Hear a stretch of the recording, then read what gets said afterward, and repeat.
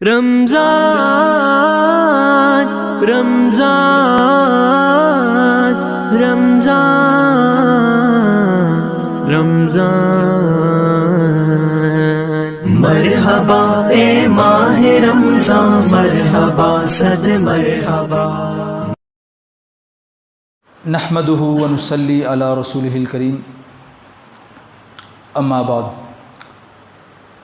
اللہ رب العزت نے ہم پر جو احکامات لازم فرمائے ہیں ان میں سے سب سے پہلی جو چیز ہے جسے ہم کہتے ہیں نا مسلمان ہونے کے لیے لازم ہونا ضروری ہے وہ ہے کلمہ، اور اس کے ساتھ جو اسلام کے بنیادی ارکان بیان کیے گئے ہیں، نماز ہے، روزہ ہے، زکوٰۃ ہے، حج ہے۔ ہم ان ہی چیزوں کو پورا دین سمجھ لیتے ہیں۔ یعنی اگر ہم کسی سے پوچھیں کہ دیندار کسے کہتے ہیں، نیک آدمی کسے کہتے ہیں، تو لوگ کہتے ہیں دیندار وہ ہے جس نے کلمہ پڑھا ہوا ہے اور جو نماز پڑھتا ہے، روزہ رکھتا ہے، زکوٰۃ دیتا ہے، حج کر لیتا ہے، تو یہ دیندار ہے۔ حالانکہ یہ دین کا ایک شعبہ ہے، پورا دین نہیں ہے۔ اسے کہتے ہیں عبادات۔ اگر کوئی آدمی یہ تمام کام کرتا ہے تو وہ مکمل دیندار نہیں، وہ دین کا ایک شعبہ اس نے اپنایا۔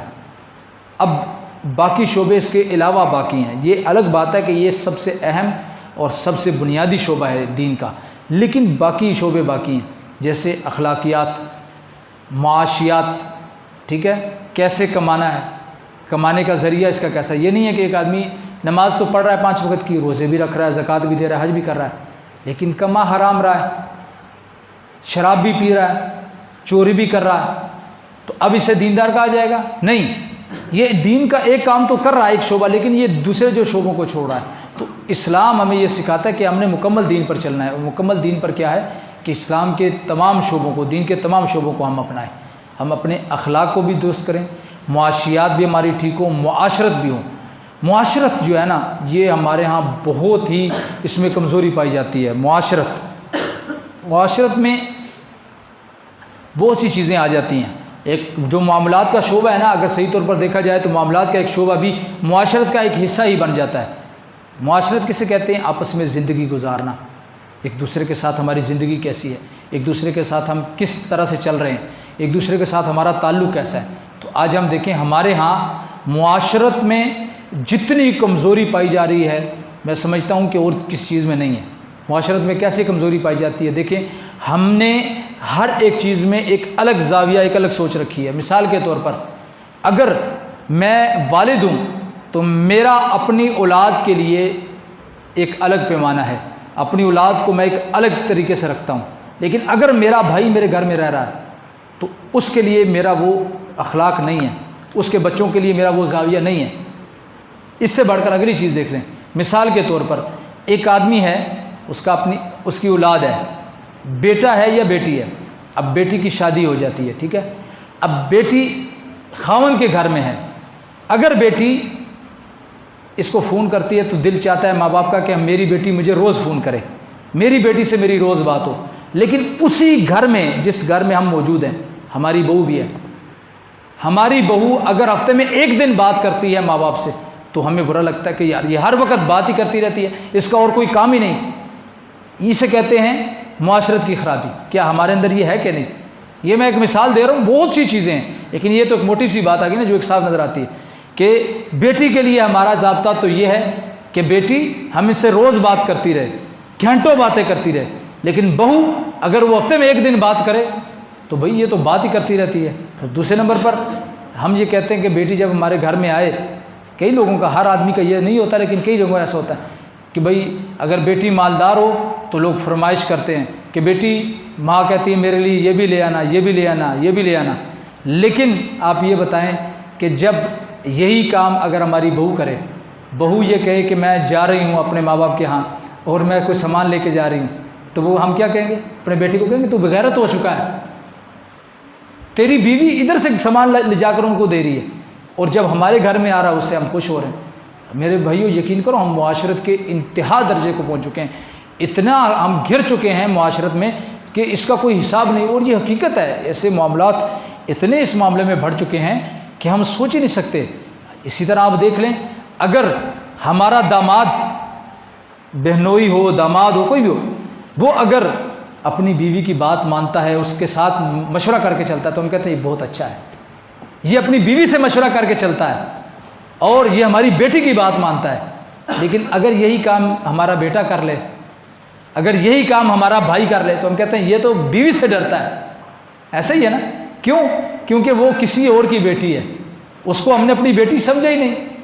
ہم اس کو بیاہ کر تو لے آئے، لانے سے پہلے تو ہم نے بڑا پسند کیا، گئے دیکھا جی بڑی خوبصورت ہے، او بھائی یہ تو بڑے اچھے ہیں، ہم اس طرح رکھیں گے، ہم یہ کریں گے وہ کریں گے، آپ صرف ہاں کر دیں، ہم آپ کی ہر بات ماننے کے لیے تیار۔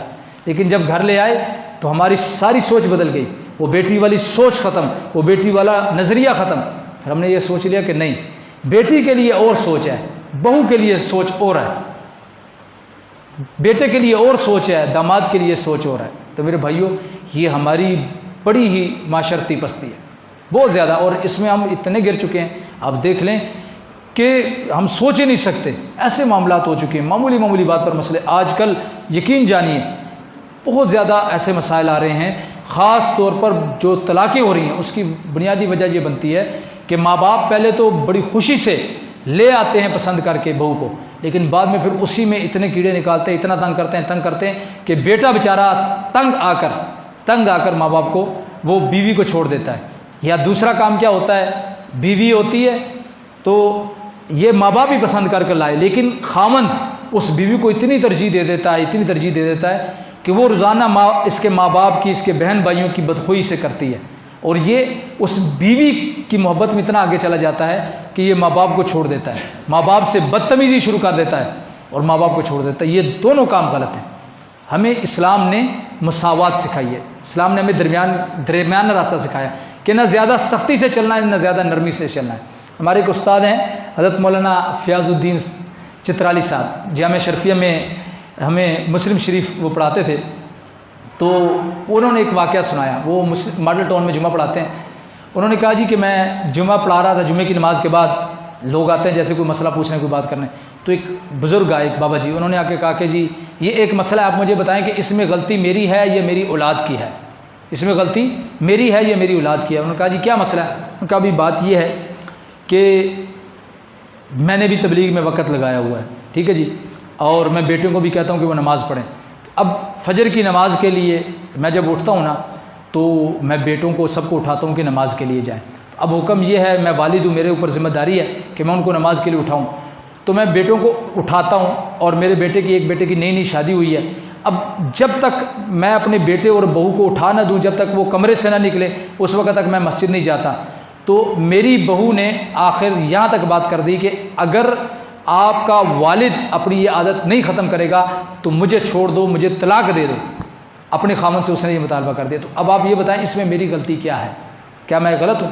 تمہارے استاد نے ایک بات فرمائی، انہوں نے کہا یہ بتاؤ تمہارے بیٹے کی عمر کتنی ہے؟ انہوں نے کہا یہی 28 29 سال، 26 27 سال۔ جب تم اس عمر میں تھے کیا تم نماز پڑھتے تھے؟ جب تم اس عمر میں تھے، تمہاری نئی شادی ہوئی تھی، تو تم اس طرح نماز پڑھتے تھے؟ تم پابندی سے نماز پڑھتے تھے؟ یا تمہارا والد اگر تمہیں اس طرح اٹھاتا تو انہوں نے کہا جی نہیں، کیا میرے اوپر یہ لازم نہیں ہے کہ میں اپنی اولاد کو اٹھاؤں؟ میری یہ ذمہ داری نہیں؟ انہوں نے کہا بالکل ہے، لیکن وہ کیا ہے کہ آپ جاتے ہوئے ایک مرتبہ دروازہ کھٹکا دو، اگر وہ اٹھ گیا تو ٹھیک ہے، نہیں اٹھے گا تو آپ کے ذمہ گناہ نہیں ہے، لیکن بستر سے نکال کر باہر لے جانا یہ آپ کی ذمہ داری نہیں ہے۔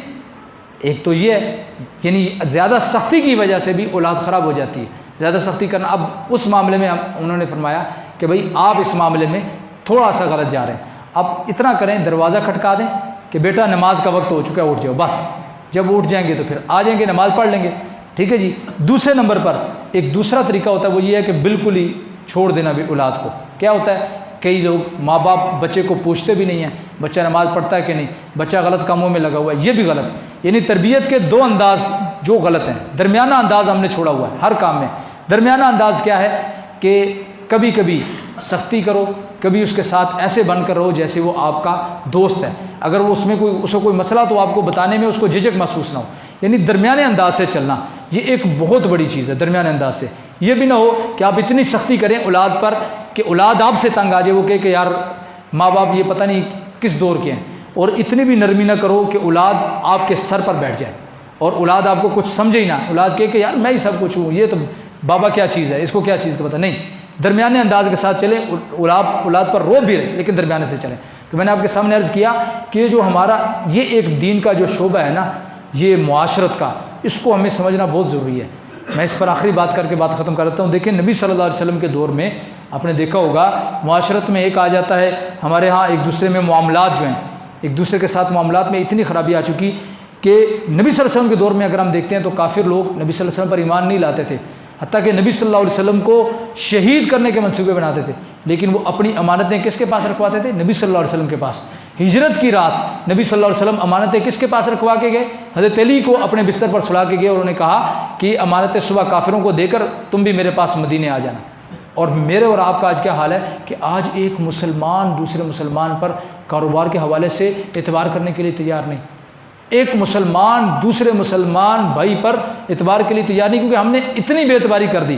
ہم دوسرے کا مال کھانا اتنا آسان سمجھتے ہیں اپنے لیے کہ ایک بھائی دوسرے کے ساتھ اگر پارٹنرشپ کر رہا ہے تو وہ پارٹنرشپ میں ڈرتا ہے کہ کہیں مجھے یہ دھوکہ نہ دے دے، کہ کوئی کافر نہیں، مسلمان کا یہ حال ہو چکا۔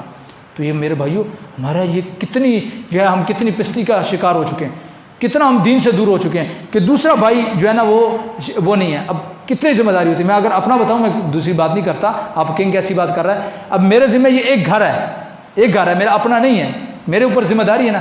یقین کریں میرے پاس لوگ آتے ہیں تو مجھے اتنا ڈر لگتا ہے، میں کہتا ہوں کسی کو، میں یہاں کے ایسے لوگ ہیں بعض حضرات، میں یہ نہیں کہتا کہ یہاں ہر جگہ ایسے معاملات ہوتے ہیں کہ کوئی ایسا آدمی نہ آ جائے کہ کل کو وہ کرایہ نہ دے تو میں کیا کروں گا، پھر یہ میرے اوپر ذمہ داری ہے، میں کس طریقے سے یہ ذمہ داری نبھاؤں گا۔ یعنی ہمارے ہاں ایسا معاملہ ہو چکا ہے کہ لوگ جو ہے وہ اتنا ہماری پستی کا شکار ہو چکے ہیں۔ حالانکہ اگر کافر ملک میں یہ ہوتا ہے کہ مسلمانوں پر ظلم ڈھائے جاتے ہیں، کافر ملک پر زیادتی کرتا ہے مسلمان پر، تو ہم کہتے ہیں غلط ہے۔ جیسے مثال کے طور پر